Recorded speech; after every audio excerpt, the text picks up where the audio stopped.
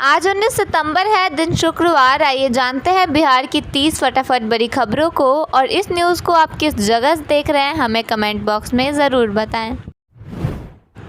अब बिहार में सरकारी दुकानों से मिलने वाले चावल और दूसरे अनाज की क्वालिटी जांच होगी। इसके लिए सरकार ने पटना में एक राज्य स्तरीय लैब बनाने का फैसला लिया है। इस लैब में खास तौर पर फोर्टिफाइड चावल और सरकार की योजनाओं के तहत मिलने वाले अनाज की जांच की जाएगी, ताकि राशन कार्ड धारकों को सही और अच्छी क्वालिटी की अनाज मिले। बिहार के जनरेशन Z को लुभाने की बड़ी तैयारी सरकार ने कर ली है। इसके साथ ही बड़ा निर्णय लेते हुए हर युवाओं के खाते में 1000 रुपये हर महीने देने का ऐलान कर दिया है। दरअसल आज मुख्यमंत्री नीतीश कुमार ने एक्स के जरिए एक पोस्ट शेयर कर इसकी जानकारी दी।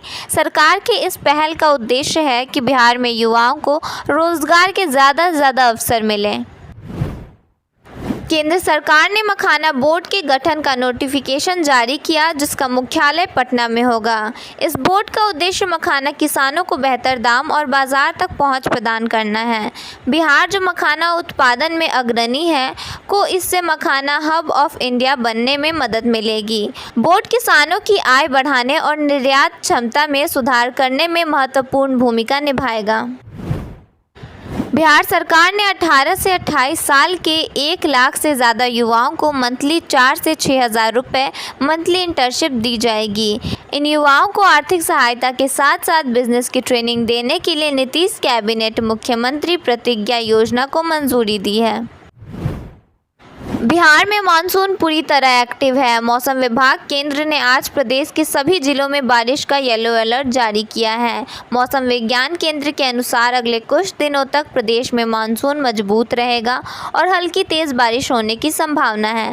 खासकर उत्तर बिहार के कई जिलों में भारी बारिश हो सकती है। अधिकतम और न्यूनतम तापमान में 2 से 3 डिग्री सेल्सियस तक की गिरावट आएगी। अब बिहार में ज़मीन खरीद बिक्री के लिए सरकार ने नियम कड़े कर दिए हैं, ताकि कोई भी व्यक्ति बिना सही कागज़ों के ज़मीन का सौदा न कर सके। अगर आपके पास ज़रूरी कागजात नहीं होंगे तो ज़मीन की रजिस्ट्री करना नामुमकिन हो जाएगा। इन नियमों का मकसद धोखाधड़ी रोकना और खरीदार विक्रेता दोनों की सुरक्षा करना है। बिहार में ज़रूरी कागजात के बिना ज़मीन की रजिस्ट्री नहीं हो सकती, इसलिए खरीदते समय सबसे पहले पहचान पता के प्रमाण आधार, पैन होना ज़रूरी है। फिर ज़मीन के पुराने कागज़ जैसे खसरा नंबर, खतौनी, ज़मीन का नक्शा और पिछले मालिकाना हक के दस्तावेज़ दिखाने होंगे। साथ ही खरीदार विक्रेता के बीच का बिक्री अनुबंध होना चाहिए। रजिस्ट्री से पहले यह भी चेक कर ले कि ज़मीन पर कोई बकाया कर, भू राजस्व या अन्य देनदारी तो नहीं है। अगर है तो इसे पहले निपटाना होगा। धोखाधड़ी से बचने के लिए ज़मीन का फिजिकल सर्वे करवाएं, कागजात किसी वकील से जांच कराएं और भुगतान हमेशा बैंक या डिजिटल माध्यम से ही करें। बिहार सरकार ने भू सर्वेक्षण और भूमि नाप जोख की प्रक्रिया में एक अहम राहत देने का ऐलान किया है। अब उन लोगों के लिए भी मालिकाना हक सुनिश्चित होगा जिनके पास ज़मीन के पुराने दस्तावेज जैसे खतियान, केवाला, दाखिल खारिज इत्यादि नष्ट हो गए हों या उपलब्ध न हों। ऐसी स्थिति में उन्हें स्व घोषणा पत्र प्रस्तुत करना होगा, जिसमें उन्होंने खाता, खेसरा, क्षेत्रफल आदि की जानकारी देनी होगी। साथ ही सरकार ने ऐसी 15 वैकल्पिक दस्तावेजों को मान्यता देने की व्यवस्था की है, ताकि अधिक से अधिक लोग इस विशेष सर्वेक्षण प्रक्रिया में शामिल हो सकें। लोगों को जाम की समस्या से निजात दिलाने के लिए मुजफ्फरपुर के राष्ट्रीय राजमार्ग 27 पर मोतिहारी रोड में 2 जगहों पर फ्लाईओवर का निर्माण किया जाएगा। इस निर्माण का प्रस्ताव तैयार किया जा रहा है और इसके लिए मोतीपुर और नरियार को चिन्हित किया गया है। बिहार विधानसभा चुनाव को लेकर इस बार कई सारी नई व्यवस्थाएं लागू होने जा रही हैं। सबसे खास पहल मोबाइल फ़ोन से जुड़ी है। चुनाव आयोग ने पहली बार मतदाताओं को बूथ तक मोबाइल फ़ोन ले जाने की अनुमति दी है। हालांकि मतदान केंद्र के अंदर मोबाइल ले जाने पर रोक रहेगी, लेकिन मतदाताओं के लिए मोबाइल रखने की सुरक्षित व्यवस्था की जाएगी। इसके लिए आयोग की ओर से 1 लाख से अधिक मोबाइल पैकेट खरीदे जा रहे हैं। बेरोजगार युवाओं के लिए रोजगार पाने का सुनहरा मौका आया है। इस कड़ी में 23 सितंबर को मुजफ्फरपुर जिले में 1 दिवसीय जॉब कैंप का आयोजन किया जाएगा, जिसमें कुल 32 पदों के लिए बहाली की जाएगी। हरनाटांड पीएचसी में स्वास्थ्य शिविर के उद्घाटन पर विधायक धीरेन्द्र प्रताप सिंह ने अस्पताल का निरीक्षण किया। उन्होंने दवाओं की उपलब्धता, साफ सफाई और मरीजों को मिलने वाली सुविधाओं की जानकारी ली। जर्जर छत की मरम्मत करने और शेड निर्माण करने के निर्देश दिए।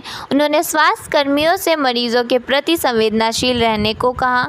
पीएचसी प्रभारी ने बताया कि शेड निर्माण के लिए राशि का इंतजार है। Patna medical college and hospital PMCH में जूनियर डॉक्टरों की हड़ताल से स्वास्थ्य व्यवस्था बुरी तरह प्रभावित हो गई है। ओपीडी सेवाएं बंद होने से दूर दराज से इलाज कराने आए मरीज और उनके परिजन परेशानियों से जूझते दिखे। हड़ताल को शुरू हुए 24 घंटे बीत गए, लेकिन अब तक कोई समाधान नहीं निकल सका। बिहार के औरंगाबाद जिले में कुल 9 पुलिस अधिकारियों की नई पोस्टिंग की गई है। इनमें से 7 को अलग अलग थानों में थानाध्यक्ष बनाया गया, जबकि 2 अधिकारियों को जिला गुप्त शाखा में भेजा गया है। एसपी अम्बरीश राहुल के आदेश का पालन करते हुए सभी ने समय पर जिम्मेदारी संभाल ली है। भागलपुर साइबर पुलिस ने फर्जी सर्टिफिकेट बनाने वाले एक अंतर जिला गिरोह का भंडाफोड़ किया है। इस कार्रवाई में पुलिस ने गिरोह के सरगना सहित 6 लोगों को गिरफ्तार किया है। छापेमारी के दौरान पुलिस ने उनके पास से लैपटॉप, कंप्यूटर और नकदी भी जब्त की है। जांच में सामने आया कि इस गिरोह के संपर्क दिल्ली, हरियाणा और पश्चिम बंगाल जैसे राज्यों तक फैले हुए हैं। केंद्रीय मंत्री अमित शाह 2 दिवसीय दौरे पर पटना पहुंचे हैं। गुरुवार को उन्होंने सबसे पहले मुख्यमंत्री नीतीश कुमार से पटना के होटल मौर्य में मुलाकात की। सूत्रों से मिली जानकारी के अनुसार सीएम नीतीश और अमित शाह के बीच सीट शेयरिंग समेत कई अहम मुद्दों पर चर्चा हुई। वे डिहरी और बेगूसराय में 20 जिलों के बीजेपी नेताओं के साथ अहम बैठक करेंगे। कांग्रेस नेता राहुल गांधी ने दिल्ली में प्रेस कॉन्फ्रेंस के दौरान मुख्य चुनाव आयुक्त ज्ञानेश कुमार पर वोट चोरी का आरोप लगाया। उन्होंने दावा किया कि चुनाव आयोग के अंदर से उन्हें इस मुद्दे पर मदद मिल रही है। राहुल गांधी ने कहा कि सीईसी इन लोगों को बचा रहे हैं जिन्होंने भारतीय लोकतंत्र को नष्ट किया है। राहुल गांधी ने अपनी पीसी के दौरान कहा कि भारत के मुख्य चुनाव आयुक्त ज्ञानेश कुमार को भारतीय लोकतंत्र को नष्ट करने वाले लोगों को बचाना बंद करना चाहिए। आरोप लगाते हुए राहुल गांधी ने कहा कि महाराष्ट्र के रजूरा में 6,815 टारगेट मतदाताओं के नाम जोड़े गए। अलंद में हमने हटाए गए मतदाता पकड़े, राजूरा में भी जोड़े गए, लेकिन मूल विचार वही है। यही व्यवस्था ऐसा कर रही है। यह कर्नाटक, महाराष्ट्र, हरियाणा, उत्तर प्रदेश में भी ऐसा कर रही है और हमारे पास इसके सबूत हैं। राहुल गांधी ने कहा कि चौंकाने वाली बात है कि यह सिलसिला पिछले 10 से 15 वर्षों से जारी है। यह एक व्यवस्था है, यह एक ढांचा है। लोकतंत्र का अपहरण हो गया है। उन्होंने कहा कि लोकतंत्र को केवल भारत के लोग ही बचा सकते हैं, कोई और लोकतंत्र को नहीं बचा सकता। बिहार कांग्रेस की प्रदेश चुनाव समिति की पहली बैठक में प्रभारी कृष्ण अल्लावरू, अध्यक्ष राजेश राम और वरिष्ठ नेताओं ने चुनावी रणनीति पर चर्चा की। बैठक में निर्दलीय सांसद पप्पू यादव की मौजूदगी ने राजनीतिक हलचल बढ़ाई। वहीं 26 सितंबर को प्रियंका गांधी के पटना आगमन को लेकर कांग्रेस कार्यकर्ताओं में उत्साह है और इसे चुनावी अभियान की शुरुआत माना जा रहा है। बिहार दौरे पर पहुंचे केंद्रीय गृह मंत्री अमित शाह ने डिहरी में कार्यकर्ताओं को संबोधित करते हुए साफ कहा कि यह चुनाव सिर्फ सरकार बनाने का नहीं, बल्कि 2/3 से अधिक बहुमत से एनडीए की सरकार बनाने का है। उन्होंने शाहाबाद की 80% सीटें जीतने का लक्ष्य तय किया है और नीतीश सरकार के काम की सराहना की है। पटना के बिहटा में दहेज और अवैध संबंध के शक में नवविवाहिता की हत्या कर दी गई। नवविवाहिता के शव को सोन नदी के किनारे जंगल में फेंक दिया गया।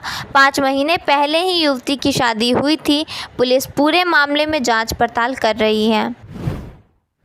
औरंगाबाद के जमहोर थाना क्षेत्र के गिजना गांव में वज्रपात से 25 वर्षीय सूरज कुमार की मौत हो गई। वह मवेशी चराने गया था, तभी बारिश के दौरान यह हादसा हुआ। बिहार शरीफ के लहेरी थाना क्षेत्र में एक फर्नीचर की दुकान में भीषण आग लगने से 30 से 35 लाख रुपए का नुकसान हुआ। आग इतनी फैली कि पास के SBI ग्राहक सेवा केंद्र और एक कार भी जल गई। दमकल की गाड़ियों ने 3 घंटे में आग पर काबू पाया। आशंका है कि हवन की चिंगारी से आग लगी। पुलिस मामले की जांच कर रही है। नेपाल की अंतरिम प्रधानमंत्री सुशीला कार्की ने प्रधानमंत्री नरेंद्र मोदी से फ़ोन पर बातचीत की। इस दौरान प्रधानमंत्री नरेंद्र मोदी ने सुशीला कार्की को नेपाल की पहली महिला प्रधानमंत्री बनने पर बधाई दी। उन्होंने हाल ही में हुए युवा आंदोलन में जान गंवाने वालों के प्रति संवेदना भी जताई और कहा कि भारत इस मुश्किल समय में नेपाल के साथ खड़ा है।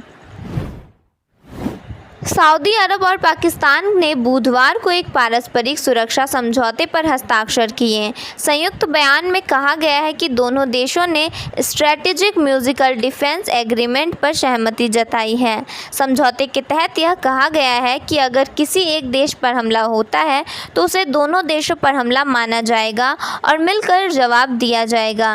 कांग्रेस नेता जयराम रमेश ने इस समझौते पर चिंता जताते हुए प्रधानमंत्री नरेंद्र मोदी की विदेशी नीति पर सवाल उठाए हैं। उन्होंने सोशल मीडिया प्लेटफॉर्म X पर लिखा, ऑपरेशन सिंदूर को अचानक रोकने के 1 महीने बाद राष्ट्रपति ट्रंप ने व्हाइट हाउस में फील्ड मार्शल आसिम मुनीर की मेज़बानी की। वही व्यक्ति जिसके भड़काऊ और सांप्रदायिक जहर घोलने वाले बयानों ने अप्रैल 2025 को पहलगाम में हुए आतंकी हमलों को ऑक्सीजन दी। उन्होंने आगे लिखा, हमारे प्रधानमंत्री की बहुचर्चित चीन यात्रा के कुछ ही दिनों बाद राष्ट्रपति शी जिनपिंग ने पाकिस्तान के राष्ट्रपति आसिफ अली जरदारी के लिए चीन के गुप्त सैन्य परिसर के दरवाजे खोल दिए। अब सऊदी अरब, जहां 22 अप्रैल 2025 को पहलगाम हमलों के समय प्रधानमंत्री मौजूद थे, उसने पाकिस्तान के साथ रणनीति पारस्परिक रक्षा समझौते पर हस्ताक्षर किए हैं। जयराम रमेश ने कहा कि यह घटनाक्रम भारत की राष्ट्रीय सुरक्षा के लिए गंभीर चिंता का विषय है। उन्होंने आरोप लगाया कि कांग्रेस इस समझौते को प्रधानमंत्री की व्यक्ति केंद्रित कूटनीति की है और नाकामी मानती है। बिहार के मुख्यमंत्री नीतीश कुमार ने गुरुवार को बेरोजगार युवाओं के लिए एक ऐलान किया है। उन्होंने कहा कि राज्य सरकार ने अपने 7 निश्चित कार्यक्रम के तहत चलाई जा रही मुख्यमंत्री निश्चित स्व सहायता भत्ता योजना का दायरा बढ़ा दिया है। नीतीश कुमार ने इस घोषणा की जानकारी सोशल मीडिया प्लेटफॉर्म X पर दी।